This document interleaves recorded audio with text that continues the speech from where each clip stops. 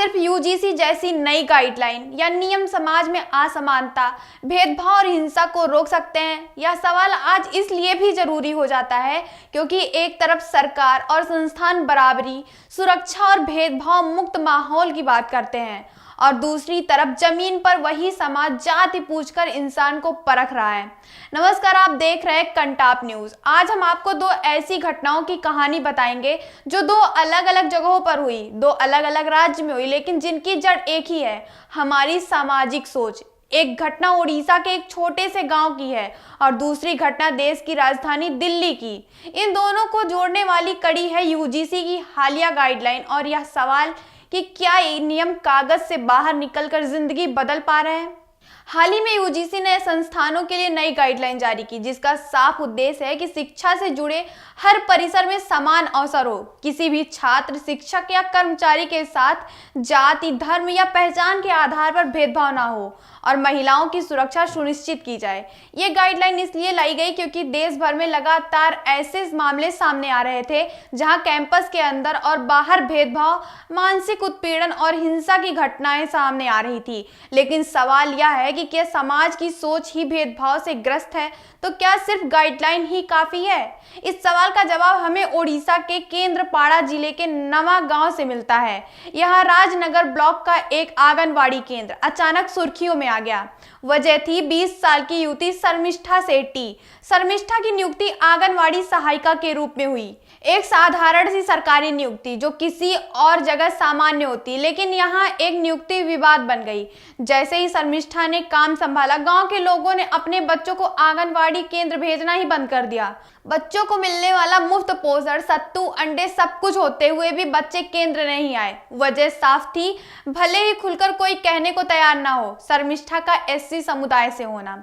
शर्मिष्ठा ने हार नहीं मानी, वह खुद को घर घर गई, लोगों से अपील की, समझाया कि आंगनवाड़ी बच्चों के भविष्य के लिए जरूरी है। लेकिन हर दरवाजे पर उन्हें खामोशी मिली, शक मिला और कहीं कहीं तिरस्कार भी। शर्मिष्ठा कहती है कि मेरे माता पिता ने मुझे बड़ी मुश्किल से पढ़ाया, यह नौकरी मेरे परिवार के लिए सम्मान की बात थी, लेकिन अब लोग मेरे समुदाय की वजह से बच्चों को केंद्र से दूर रख रहे। क्या एससी होना आज भी समाज में अभिशाप है? यह सवाल सिर्फ शर्मिष्ठा का ही नहीं, यह पूरे समाज पर एक तमाचा था। मामला बढ़ता गया और आखिरकार संसद तक पहुंच गया।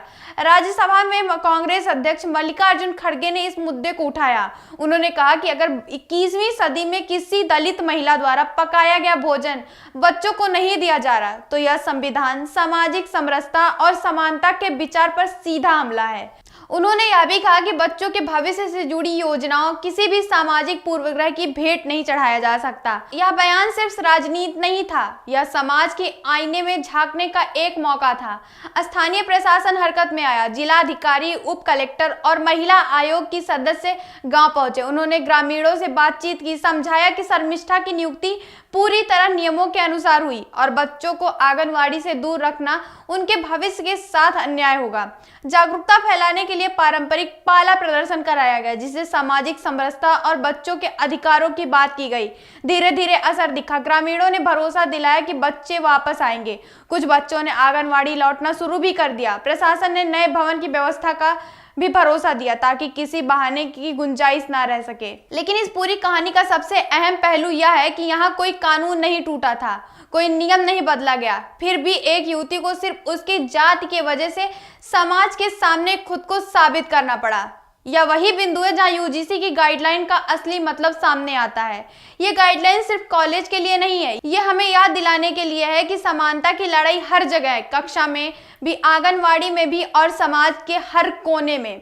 अब जरा नजर डालते हैं दिल्ली की घटना पर। राजधानी दिल्ली जहां कानून, पुलिस और प्रशासन की कोई कमी ही नहीं, लेकिन यही हाल ही में एक युवती को सिर्फ इसलिए बेरहमी से पीटा गया क्योंकि उसकी जाति पूछी गई और वह गलत निकली। यह घटना सिर्फ एक क्राइम न्यूज नहीं थी, यह बताती है कि जातिवाद सिर्फ गांव तक सीमित नहीं, यह शहर में भी है, शिक्षित समाज में भी है और उन जगहों पर भी है जहां खुद को आधुनिक कहते हैं। दिल्ली की इस घटना ने यह साफ कर दिया कि जब सोच नहीं बदली तो कानून भी कई बार बेबस हो जाते हैं। यही कारण है कि यूजीसी जैसे संस्थाएं सिर्फ सख्त नियम बनाने तक सीमित नहीं रहना चाहती, बल्कि वे संवेदनशीलता, समानता और सुरक्षित माहौल की बात करती हैं, क्योंकि शिक्षा का मतलब सिर्फ डिग्री नहीं बल्कि इंसान बनना भी होता है। अब इन दोनों घटनाओं को जोड़कर देखिए। ओडिशा में एक दलित महिला को उसके काम से पहले उसकी जाति के तराजू पर तौला गया। दिल्ली में एक ब्राह्मण लड़की को उसकी जाति पूछकर पीटा गया। यानी पीड़ित की जाति अलग अलग है लेकिन जड़ एक ही है, जाति के नाम पर नफरत।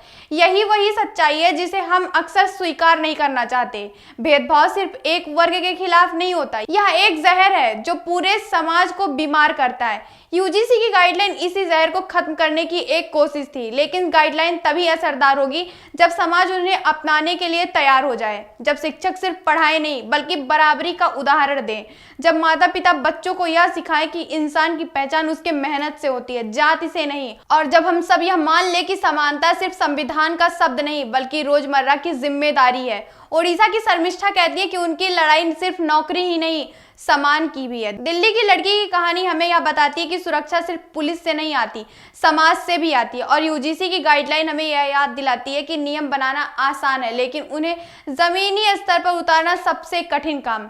आज यह सवाल नहीं है कि यूजीसी ने क्या लिखा, और सवाल यह है कि क्या हम सीख रहे हैं, क्या हम अब भी बच्चों को यह सिखा रहे हैं कि कौन ऊंचा और कौन नीचा, क्या हम अब भी समाज को जातियों में बांटकर सुरक्षित भविष्य की उम्मीद कर रहे हैं। अगर जवाब है हाँ, तो कोई भी गाइडलाइन हमें नहीं बचा सकती। इन दोनों घटनाओं को जोड़कर देखें तो एक बात साफ होती है, समानता, सम्मान और सुरक्षा सिर्फ अधिकार नहीं, हमारी जिम्मेदारी भी है। अगर हम दिल्ली की उस लड़की के लिए आवाज उठाते तो यूजीसी की गाइडलाइन जिंदा होगी, वरना वे भी सिर्फ फाइलों में बनकर एक दस्तावेज बनकर रह जाएंगे।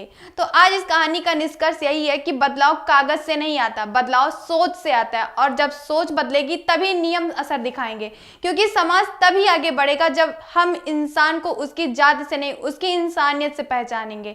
ऐसे ही तमाम खबरों के साथ जुड़े रहिए कंटाप न्यूज के साथ।